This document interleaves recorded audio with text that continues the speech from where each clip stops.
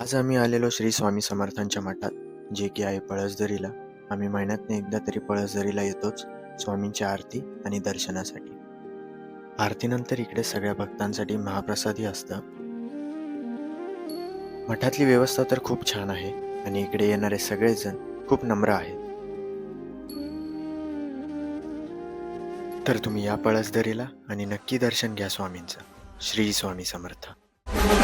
घोरडा ओला डोळा जीव तूच राख, तूच म्हसोबा तूच मिठाई दैवत तू एक.